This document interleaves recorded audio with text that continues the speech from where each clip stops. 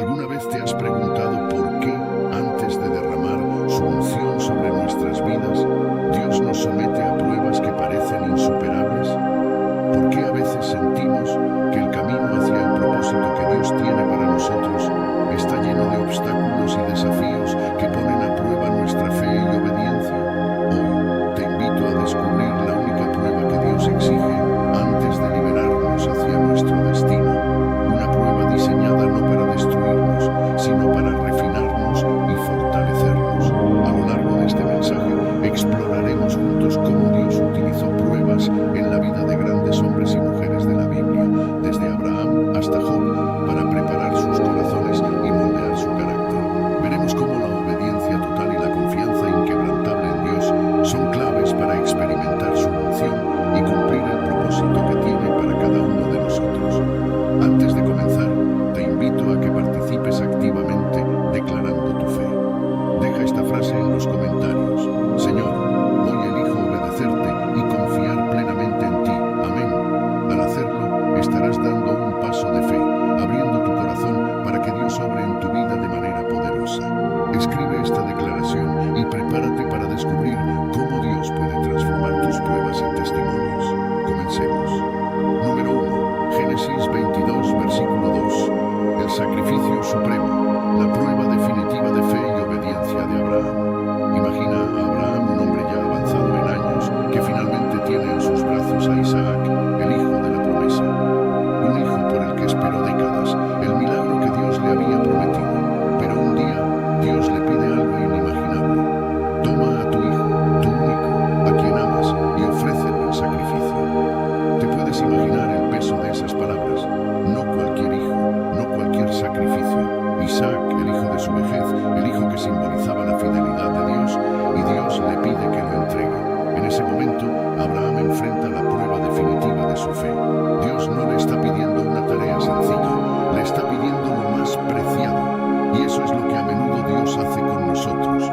Nos pide que entreguemos aquello que más valoramos, no porque quiera quitárnoslo, sino porque quiere ver si realmente confiamos en Él, si nuestro amor por Él es mayor que por cualquier otra cosa. Lo sorprendente es que la Escritura no menciona que Abraham haya discutido con Dios. Al día siguiente se levanta temprano, prepara lo necesario y se dirige hacia la tierra de Moría. No hay vacilación. ¿Qué pasa por su mente mientras camina durante esos 3 días? La Biblia no lo dice, pero podemos imaginar que cada paso era una batalla interna. Aún así, Abraham sigue adelante. Confía. Su fe es tan profunda que, como dice Hebreos, creía que Dios incluso podría resucitar a Isaac si fuera necesario. Esa es la confianza que Abraham tenía en las promesas de Dios, una fe que no se tambalea ni siquiera ante lo imposible. Y ahí están Isaac y Abraham caminando juntos hacia el altar. Isaac, en su inocencia, pregunta: Padre, ¿dónde está el cordero para el holocausto? Y la respuesta de Abraham es una declaración de fe pura. Dios se proveerá del cordero. En ese momento Abraham no solo está obedeciendo a Dios, está enseñándole a Isaac a confiar en él, a creer que Dios siempre proveerá. Ahora imagínate el momento en que Abraham ata a Isaac y lo coloca sobre el altar. El cuchillo en su mano, el sacrificio a punto de ser realizado. ¿Cómo se sentiría? ¿Cómo podríamos nosotros estar dispuestos a algo tan doloroso? Pero en el último momento, Dios interviene. Abraham, Abraham, no extiendas tu mano sobre el muchacho. Dios no estaba interesado en el sacrificio físico de Isaac. Lo que buscaba era el corazón de Abraham, su disposición a obedecer sin reservas, su amor y confianza en Dios por encima de todo. Dios provee un carnero como sustituto, una imagen clara de lo que Él mismo haría siglos más tarde con su propio Hijo, Jesucristo. Así como Abraham estuvo dispuesto a sacrificar a Isaac, Dios entregó a su Hijo único para ser el sacrificio perfecto por nuestros pecados.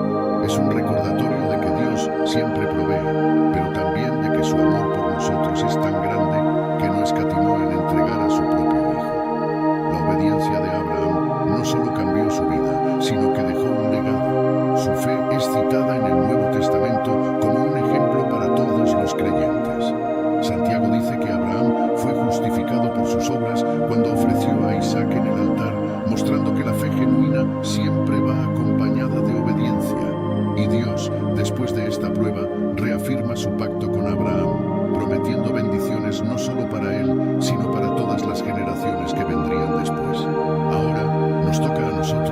reflexionar. ¿Qué estamos dispuestos a entregar a Dios? ¿Qué áreas de nuestra vida estamos reteniendo con miedo de confiar plenamente en Él? Porque si hay algo que esta historia nos enseña, es que la obediencia siempre precede a la bendición. Dios quiere ver si estamos dispuestos a confiar en Él, incluso cuando no entendemos el porqué. Y si lo hacemos, Él nos sacará adelante, nos bendecirá más allá de lo que podemos imaginar. Quizás no estemos llamados a sacrificar a un hijo, pero todos enfrentamos nuestras propias pruebas. Momentos en los que Dios nos pide que le entreguemos lo que más amamos, ya sea una relación, un sueño, una seguridad. Pero en esos momentos, como Abraham, debemos recordar que Dios proveerá. Él nunca nos pide más de lo que podemos soportar, y su propósito siempre es para nuestro bien. Número 2. Primera de Samuel 15, versículo 22. Obedecer es mejor que sacrificar. Imagínate que Dios te da una instrucción clara y específica, algo que no deja espacio para dudas o interpretaciones personales. Algo como lo que le sucedió a Saúl cuando Dios le ordenó destruir completamente a los amalecitas sin dejar nada ni a nadie con vida. Era un mandato absoluto, pero Saúl decide desobedecer. Él, en su propio juicio, perdona al rey Agag y se queda con lo mejor del ganado, justificando su acción como una oportunidad para ofrecer sacrificios a Dios. En ese momento, Saúl no entiende la gravedad de lo que ha hecho. Él piensa que con unos cuantos sacrificios puede cubrir su desobediencia, pero realmente podemos compensar nuestra desobediencia con apariencias religiosas. Samuel, el profeta de Dios, lo confronta de manera clara y directa. ¿Se complace Jehová tanto en los holocaustos y víctimas como en que se obedezca a las palabras de Jehová? Samuel hace una pregunta que retumba en nuestra vida diaria. A veces nos convencemos de que, haciendo cosas para Dios, como participar en actos religiosos o donaciones, estamos en su buena gracia. Pero lo que Dios realmente quiere es nuestra obediencia. La obediencia sincera es lo que demuestra respeto y sumisión a su voluntad. Todo lo demás, sin obediencia, es vacío. En este caso, Saúl estaba intentando justificar su desobediencia con un acto religioso externo. Pero Dios no se impresiona con rituales. Él no se deja llevar por las apariencias. Dios quiere corazones que le escuchen y le sigan de verdad. Es como si alguien intentara compensar una falta de honestidad con una donación generosa. No funciona así. La obediencia es siempre mejor que cualquier sacrificio. Lo que Dios está buscando es una relación genuina, y esa relación se expresa en obedecer su palabra. La desobediencia de Saúl no solo tuvo repercusiones personales, sino que cambió su destino por completo. Dios lo rechazó como rey debido a su rebeldía. Lo que Saúl no entendió fue que su desobediencia no era algo pequeño. Samuel incluso compara la rebeldía y la obstinación con el pecado de adivinación y la idolatría. Estos no son pecados menores. Nos están mostrando que cada vez que desobedecemos a Dios, estamos eligiendo confiar en nosotros mismos en lugar de en Él. Estamos eligiendo nuestro propio juicio como un ídolo. Y aquí es donde tenemos que detenernos y reflexionar. ¿Cuántas veces nosotros también hemos intentado justificar nuestras desobediencias con buenas intenciones? Tal vez lo hicimos pensando que en algún nivel estábamos haciendo lo correcto. Pero la realidad es que no importa cuán buenas sean nuestras intenciones si estamos desobedeciendo lo que Dios nos ha mandado hacer. Él prefiere la obediencia a cualquier sacrificio que podamos ofrecer con nuestras manos. Prestar atención a la palabra de Dios no es solo oírla, se trata de escuchar con la disposición de obedecer. Dios quiere que lo escuchemos con el corazón abierto, listos para hacer lo que Él nos pide, sin importar cuán difícil o incómodo sea. Y en esto también podemos aprender a depender de su sabiduría, porque confiar en nuestro propio juicio es una receta para el desastre. Saúl confió en su propio juicio y eso lo llevó a perder la bendición y el favor de Dios. Así que la pregunta que tenemos que hacernos es: ¿estamos obedeciendo completamente a Dios o solo en aquellas áreas que nos convienen? Es fácil justificar nuestras pequeñas desobediencias con excusas, pero Dios nos llama a una obediencia total. Y no porque Él sea un dictador, sino porque Él conoce el camino hacia nuestra verdadera felicidad y plenitud. La obediencia no es solo una carga, es una puerta a las bendiciones de Dios. Quizás es el momento de reevaluar nuestras vidas. ¿Estamos tratando de compensar nuestra desobediencia con actos religiosos debemos entender que Dios valora más nuestra obediencia sincera que cualquier sacrificio. No podemos usar nuestras obras para cubrir lo que falta en nuestro corazón. Dios está buscando una relación auténtica, una donde lo que decimos y lo que hacemos esté alineado con su voluntad. Finalmente, recordemos que la obediencia no siempre será fácil, pero siempre será recompensada. Y si en este momento reconocemos que hemos fallado en obedecer, la buena noticia es que Dios siempre está dispuesto a perdonar cuando nos acercamos con un corazón arrepentido. No se trata de ser perfectos, sino de ser sinceros y comprometidos en seguir el camino que Dios nos ha trazado. Número 3. Deuteronomio 8, versículo 2.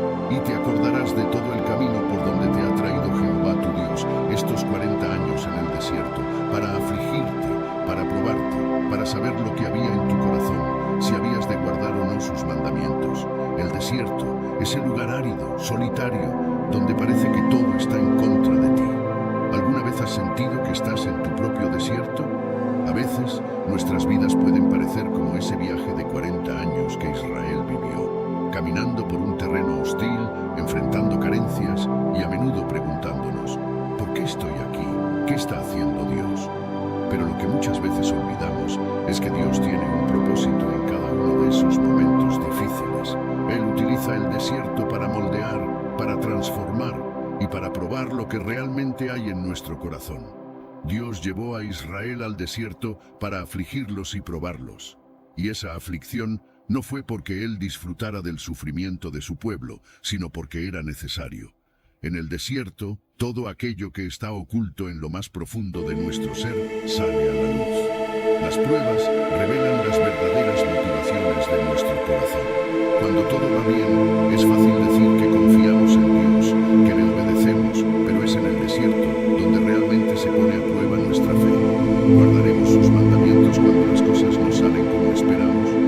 ¿Confiamos en Él cuando no vemos una salida clara? El desierto es el lugar donde aprendemos a depender completamente de Dios. Piensa, Israel no podía sobrevivir sin la provisión directa de Dios. El maná caía del cielo cada mañana, el agua brotaba de la roca, y todo esto fue para enseñarles a depender no de sus propias fuerzas, sino de la mano poderosa de Dios. ¿Cuántas veces nos encontramos en situaciones donde parece que no hay solución? Tal vez estás enfrentando una dificultad financiera, una enfermedad o una situación familiar complicada. En esos momentos, el desierto nos recuerda que nuestra única fuente de vida y provisión es Dios. Y aquí está lo hermoso. Dios nunca nos abandonó. A pesar de las quejas, de la rebeldía, de la falta de fe de Israel, Dios permaneció fiel. Su misericordia fue evidente durante todo el camino. No importa cuántas veces ellos fallaron, Dios siguió guiándolos y proveyendo. Y lo mismo ocurre en nuestras vidas.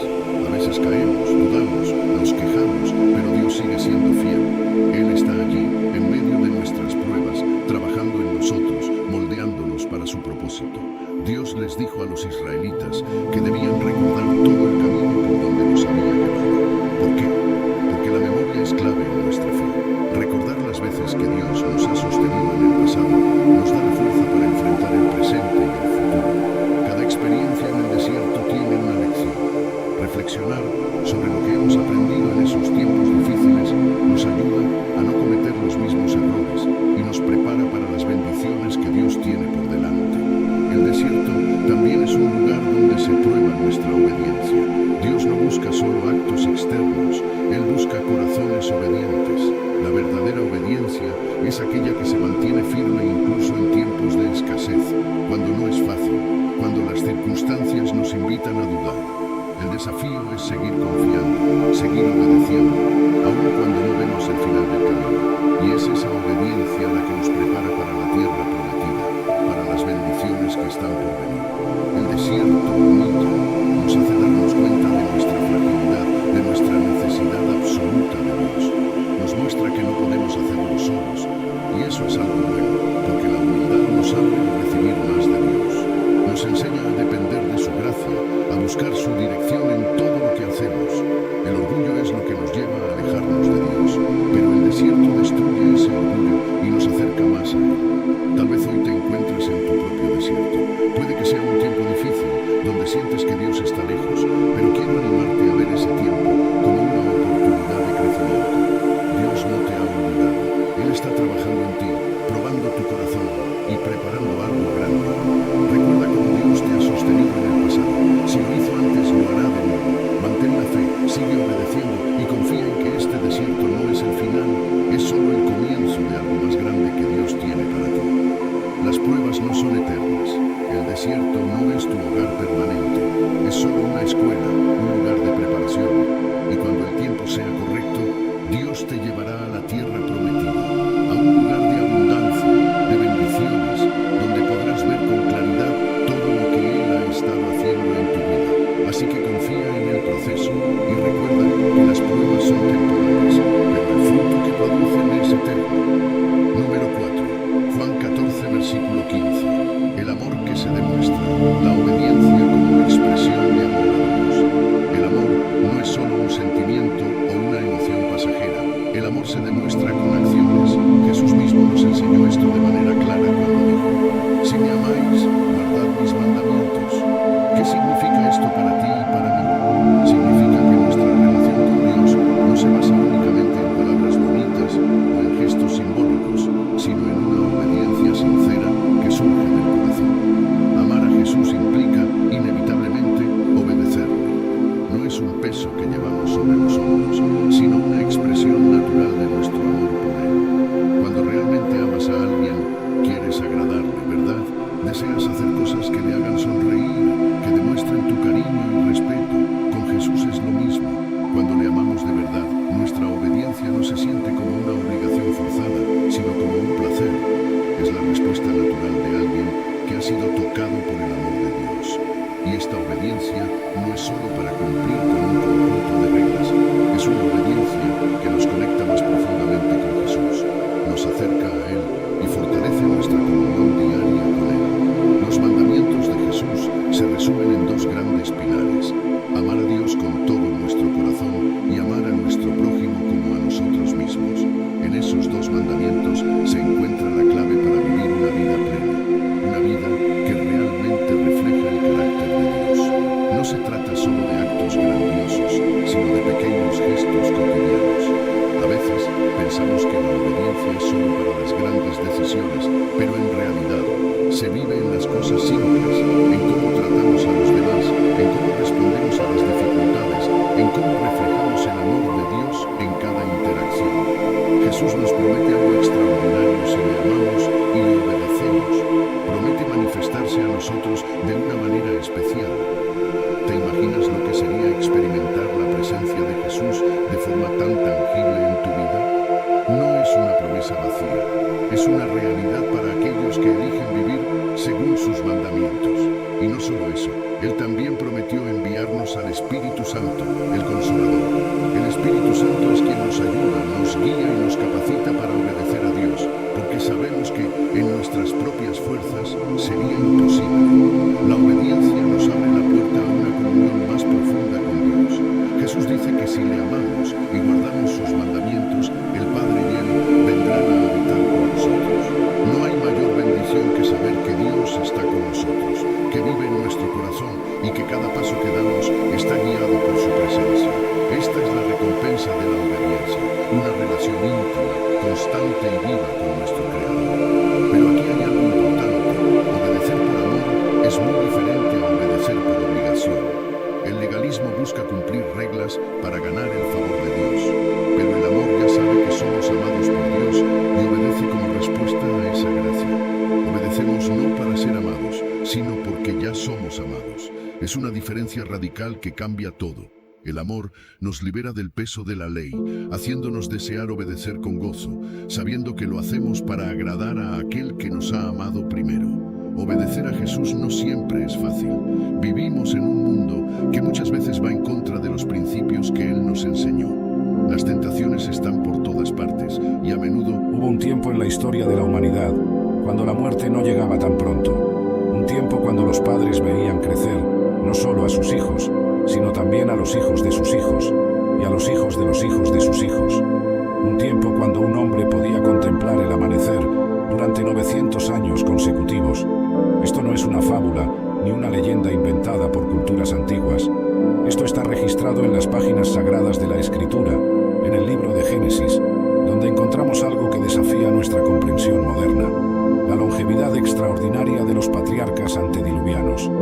Las Escrituras nos presentan nombres como Adán, quien vivió 930 años.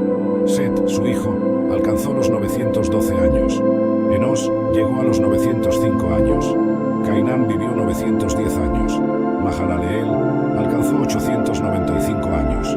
Jared superó a muchos con 962 años. Y luego está Matusalén, el hombre que más tiempo vivió sobre la faz de la tierra, 969 años, casi un milenio completo de existencia terrenal. ¿Cómo era posible tal longevidad? La respuesta comienza en el principio mismo, cuando Dios creó al ser humano a su imagen y semejanza. La Biblia nos dice en Génesis capítulo 1, versículo 27, «Y creó Dios al hombre a su imagen, a imagen de Dios lo creó, varón y hembra los creó». Esta creación no era ordinaria. El ser humano fue formado del polvo de la tierra, pero Dios sopló en su nariz aliento de vida, y el hombre se convirtió en un alma viviente. No había enfermedad, no había deterioro genético, no había la corrupción que hoy conocemos. El ambiente antes del diluvio era completamente diferente. Génesis capítulo 2, versículo 6, menciona que subía de la tierra un vapor, el cual regaba toda la faz de la tierra. Algunos estudiosos sugieren que existía una capa de agua en forma de vapor que cubría la atmósfera, creando un efecto invernadero global. Este ambiente protegía la Tierra de la radiación dañina del Sol, mantenía una temperatura constante y favorable, y aumentaba la presión atmosférica, lo que permitía una oxigenación óptima. Todo esto contribuía a una salud excepcional y a una longevidad que hoy nos parece imposible. Pero había algo más.